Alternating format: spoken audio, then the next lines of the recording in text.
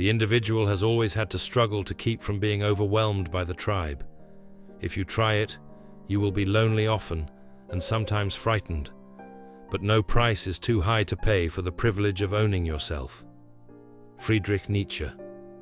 What does it take to walk away from the crowd, to say, "I will think for myself," even if it costs you everything? To reject the safety of belonging in exchange for the terrifying freedom of being true to yourself? Friedrich Nietzsche believed that most people are afraid of that kind of freedom, that the majority would rather follow the herd, believe what they're told, repeat what's familiar, live a life of quiet obedience, than face the frightening responsibility of becoming who they truly are. Today, we take a journey into Nietzsche's philosophy of the outsider, the free spirit, the one who dares to break away from collective morality, from blind belief, from comfort, and instead embraces the burden of thought, authenticity, and solitude. Because Nietzsche didn't just believe that courage was important, he believed it was the only way to live with dignity.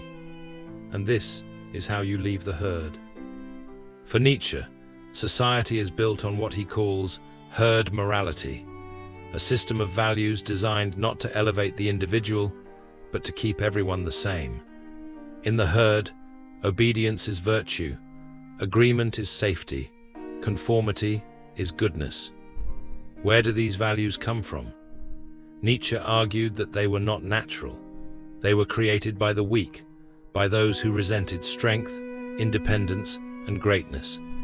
In his view, traditional morality, especially religious morality, was born not from love, but from envy, a morality of submission, disguised as righteousness.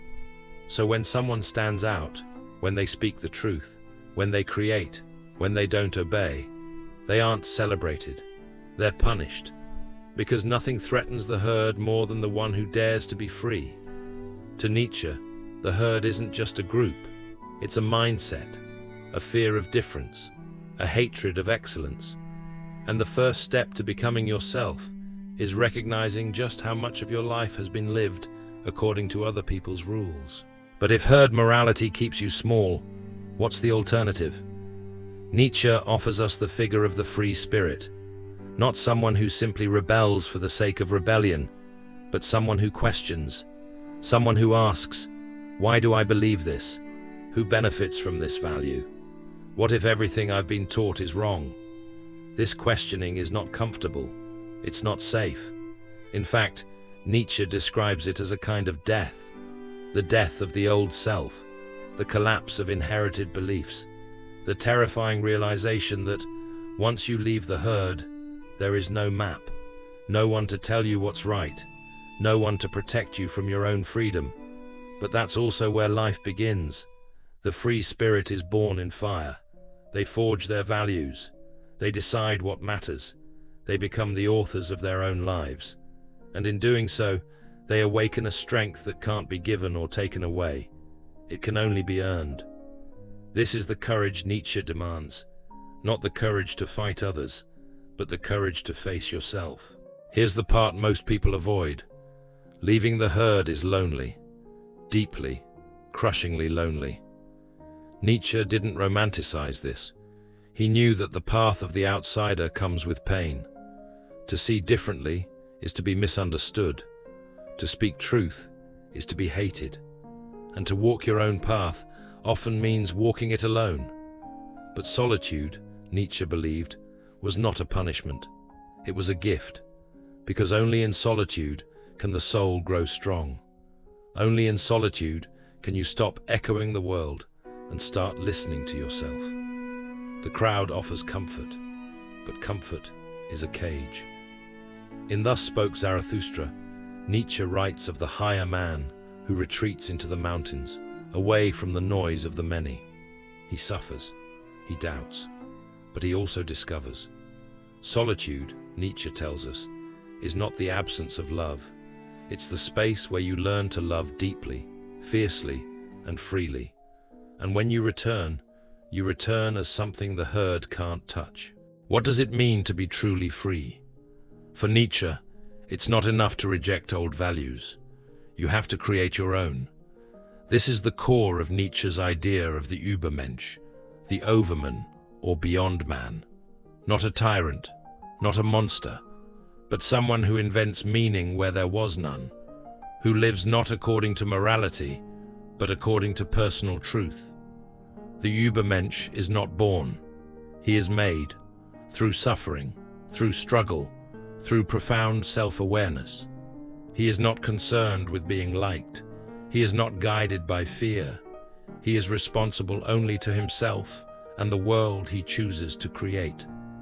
To Nietzsche, this is the ultimate act of courage, not just to leave the herd, but to stand alone in the chaos of existence and build meaning with your bare hands, to affirm life, to say yes to pain, to doubt, to uncertainty, and still choose to live with purpose. In a world that wants you to consume meaning, Nietzsche dares you to create it. Nietzsche's philosophy is not for the faint of heart. It's a call to radical responsibility, a demand that you stop blaming, stop hiding, stop waiting, and begin becoming who you are. He writes, "Become who you are," not as a slogan, but as a spiritual challenge. Because who you are is not something given, it's something earned, carved out of solitude, forged in doubt, shaped by action. And the truth is, most people never try. They stay with the herd, they play it safe, they live someone else's life by someone else's rules and call it peace. But if you're willing to pay the price, if you're willing to lose comfort for the sake of truth, if you're willing to stand alone, then you might find something no crowd can give you: freedom. Not freedom from responsibility, but freedom through it. The terrifying, exhilarating power of owning your own mind. Friedrich Nietzsche didn't want followers. He wanted thinkers. He wanted individuals brave enough to leave the safety of the herd and walk into the wilderness of themselves. It's not easy. It never was. But the world has enough copies, enough echo chambers, enough comfort seekers. What it needs, what you might need, is the courage to walk alone, to think dangerously, to live freely.